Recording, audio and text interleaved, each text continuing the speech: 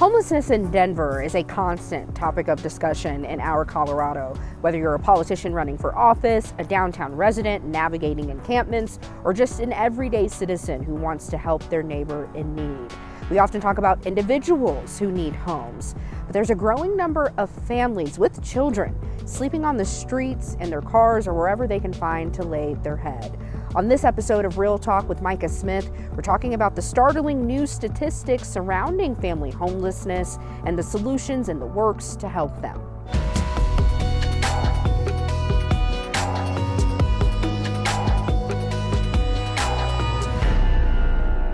Welcome to Real Talk with Micah Smith. I am your host, Micah, and I am so glad to have you with us.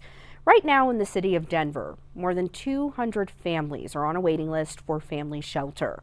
That's more than 800 individuals, and many of those individuals are children.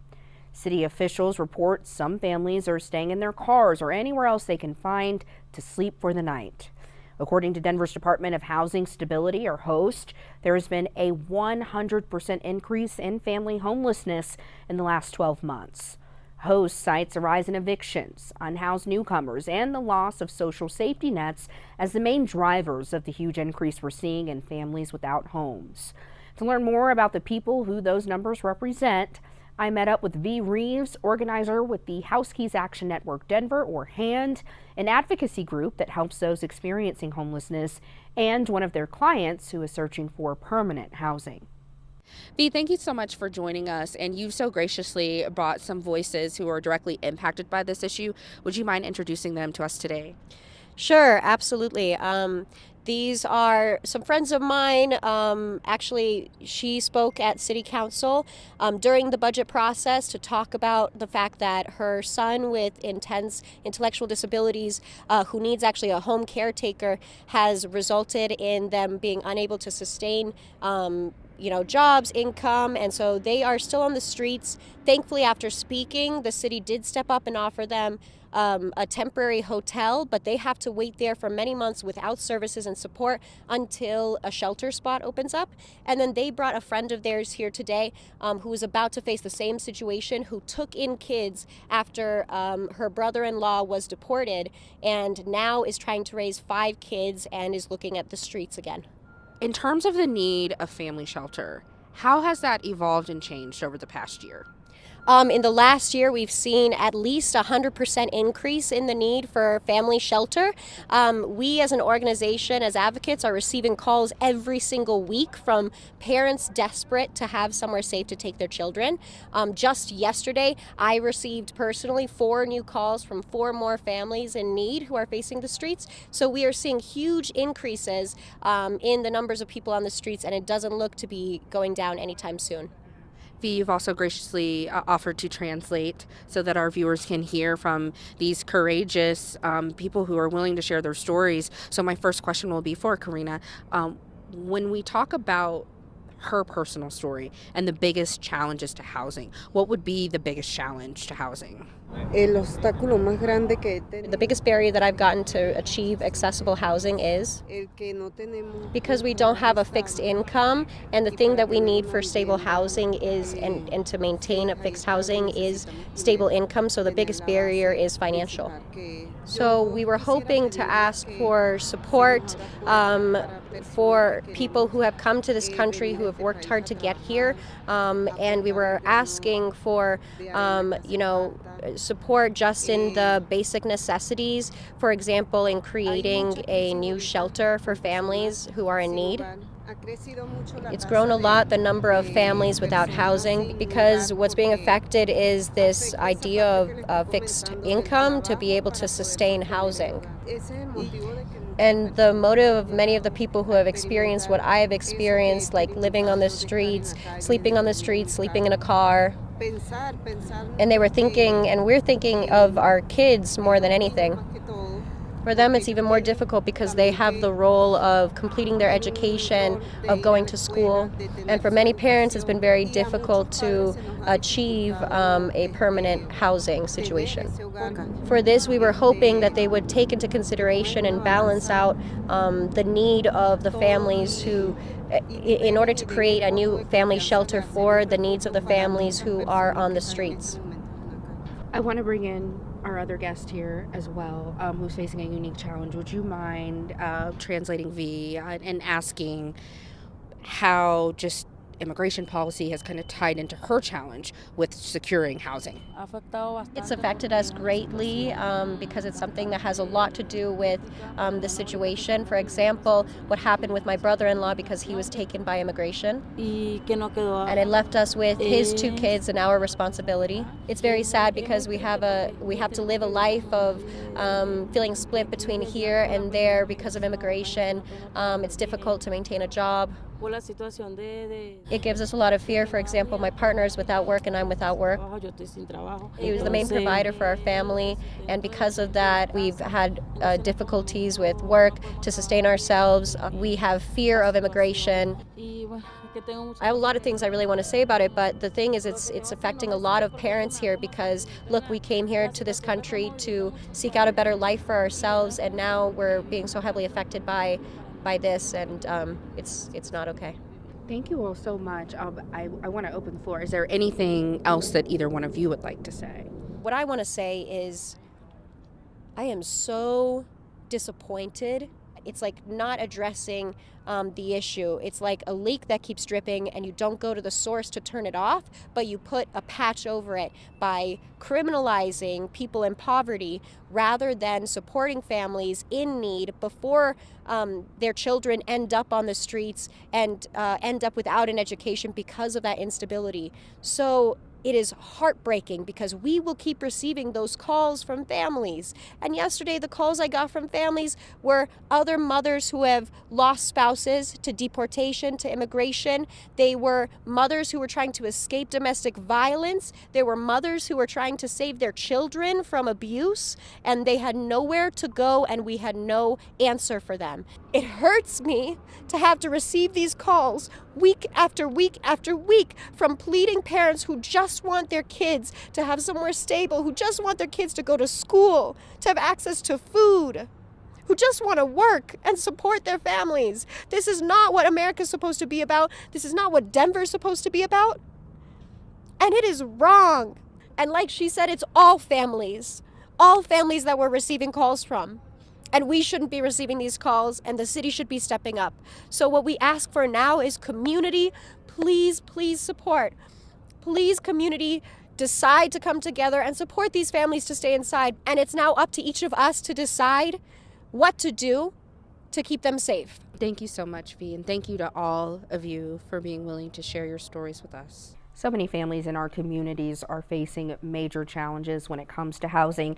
So grateful for those closest to this issue for sharing their firsthand experiences. While many Denver Metro leaders recognize there are not enough family shelters in the area, after the break, we're hearing from the nonprofit Warren Village, which provides this kind of shelter, about the unique challenges they face amid a growing need for these very specific services. This is Real Talk with Micah Smith. Welcome back to Real Talk with Micah Smith. This episode, we are talking about family homelessness and the limited resources in our state to help hundreds of families trying to get on their feet. Even through funding cuts and changing policy landscapes, there are quite a few nonprofits stepping in to fill the gaps, including Warren Village. Warren Village is a Colorado nonprofit serving unhoused and unstably housed, low-income single-parent families in the Denver area. The organization provides shelter and resources to help families improve their economic circumstances.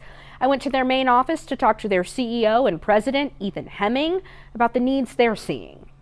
Ethan, Warren Village was founded in 1974. Do you see similarities between the community needs then in terms of housing and what we're seeing today? Yeah, certainly. I mean, and I've even noticed just in the last 5 years, a dramatic increase in the needs for mental health for those we serve, because we serve single parents only, single parent families.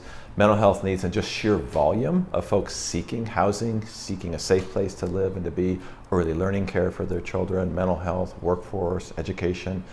We've definitely seen a dramatic wait list, and it's really why we opened 2 new buildings in Southwest Denver this year, because of that demand and the need that's increased.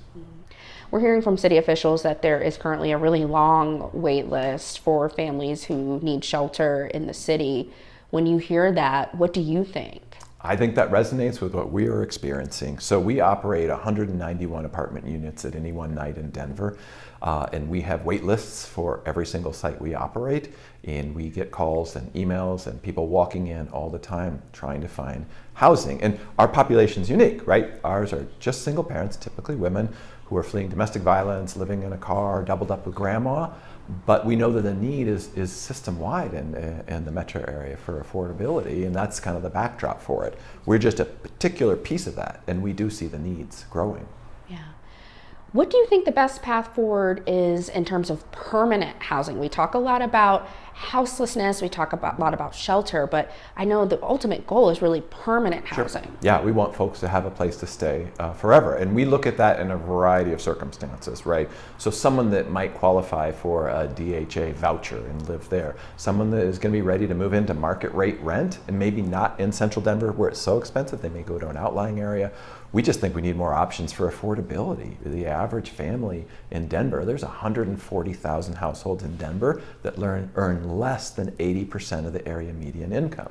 So that's a ton of folks who are earning, that's probably $72,000 top end rent in Denver, and $72,000 for a 2-bedroom that costs $2,000 a month. You can immediately see where the problem is, and that's just Denver County, and those issues are statewide. So we need to see multiple pathways to more permanent and stable housing.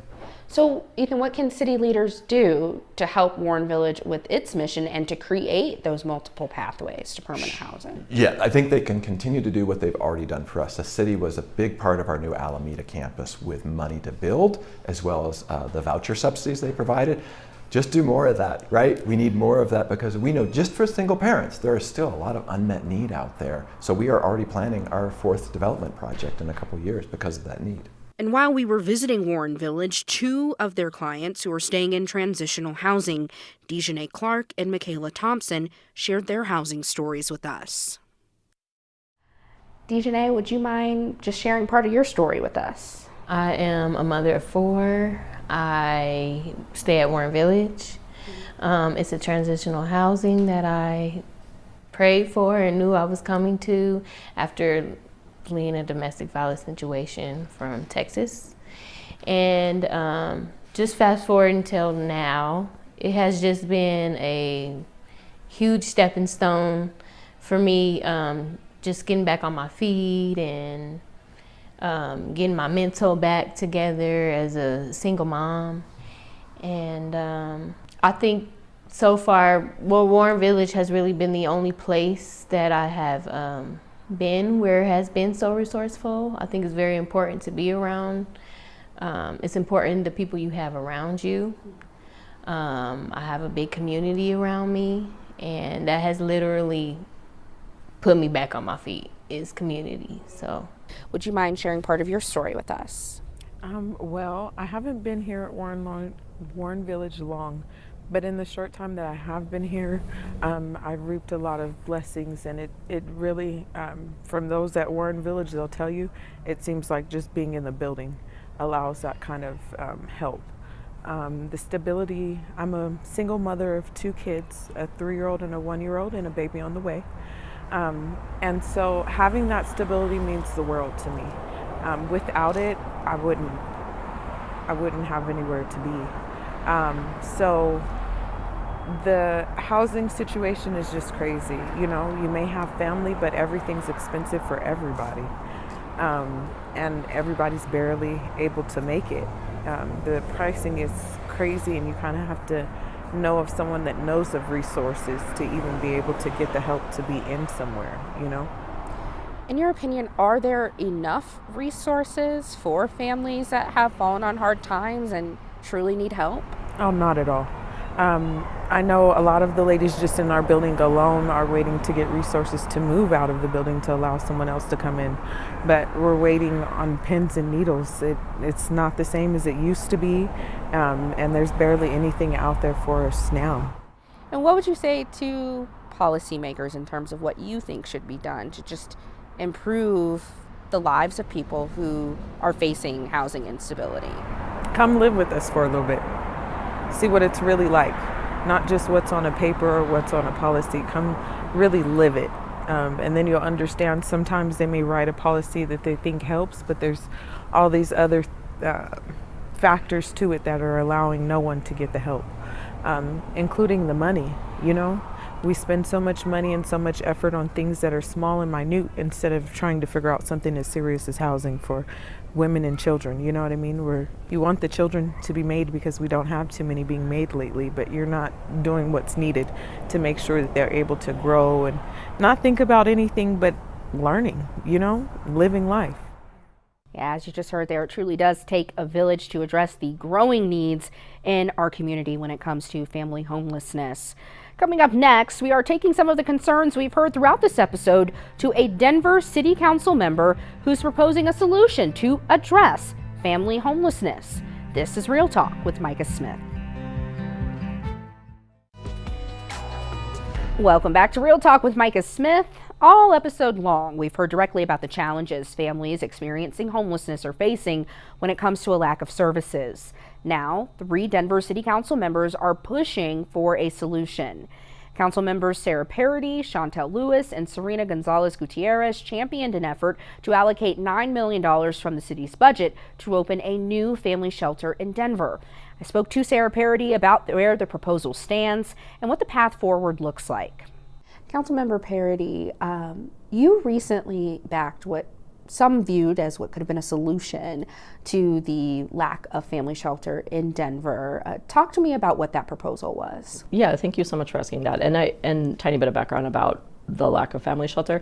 I don't know that people are really aware in the city, because this is pretty new for us, that we have a huge number of families with kids who can't get a space in any shelter right now. Shelter, not housing, just straight up shelter.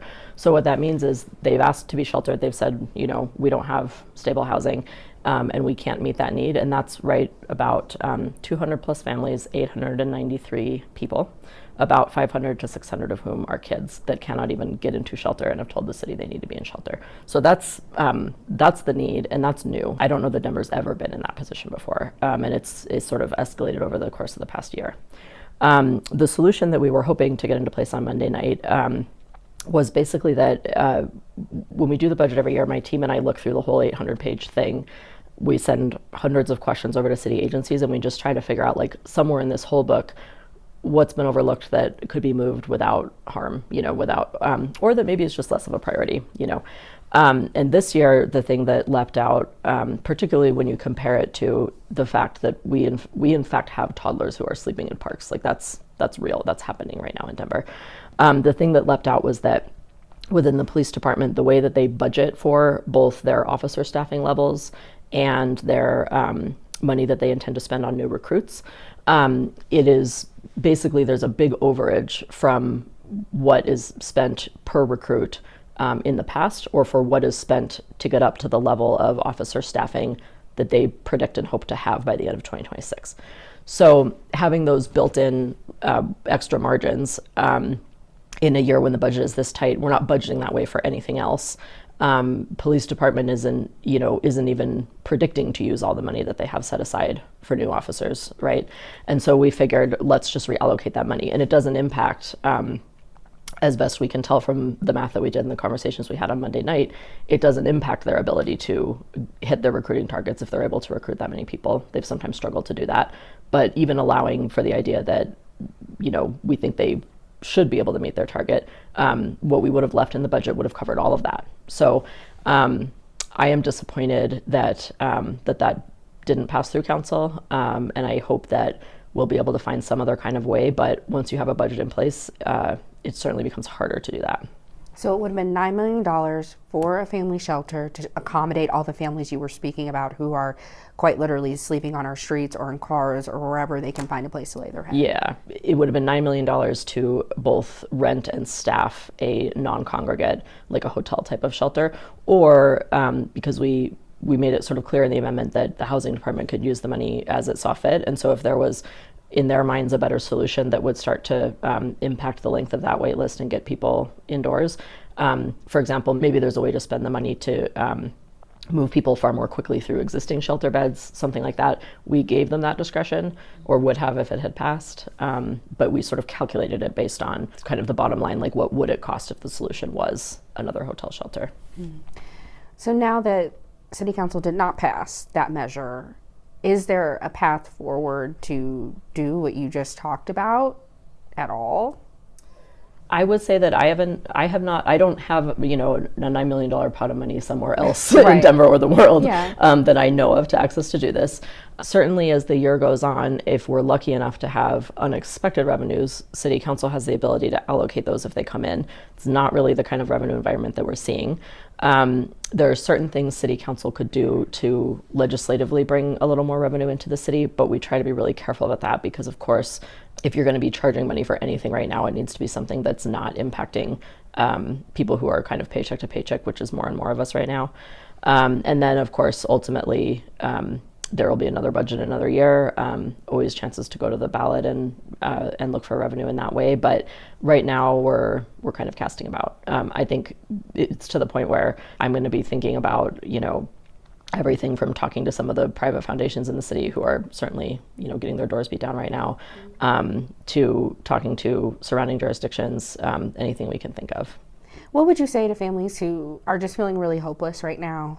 They don't feel heard and they feel like they're running out of options. Yeah, well, I hear from those families, and I hear from a lot of people around the city who are trying to help those families themselves, and it's pretty heartbreaking. I get everything, texts, emails, all kinds of outreach, Instagram messages from people saying, I've been helping this family for the last year and they're out of options. What are we going to do? Or sometimes directly from people who come to public comment or reach out to my office. So what I would say is the city government represents you too, and that includes the mayor, that includes both of us who are lucky enough to serve in at-large council seats, and then whoever the district member is where you're staying.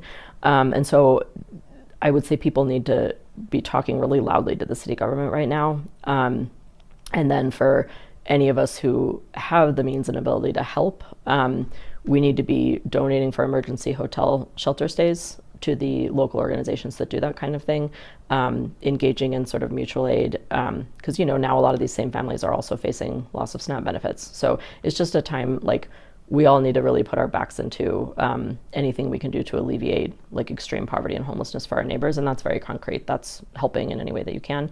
For the families that are impacted, I am sorry, and I'm not giving up on getting you what you need. Councilmember Parody, thank you so much for joining us for this Real Talk. Thank you. I really appreciate it. Yeah. Well, we've certainly heard the many challenges that families in our communities face. And while we've heard a few solutions, none of them are one size fits all. But hopefully you've heard a few solutions that could possibly reduce the number of families we are seeing in our community that face homelessness. And that is this week's episode of Real Talk with Micah Smith. We are so thankful that every week you choose to tune in for this Real Talk on issues that impact Coloradans who are often overlooked. If there's a Real Talk you would like to have, please let me know. You can send me an email at micah.smith@denver7.com. In the meantime, you can find all of our shows on denver7.com/realtalk. Have a great day.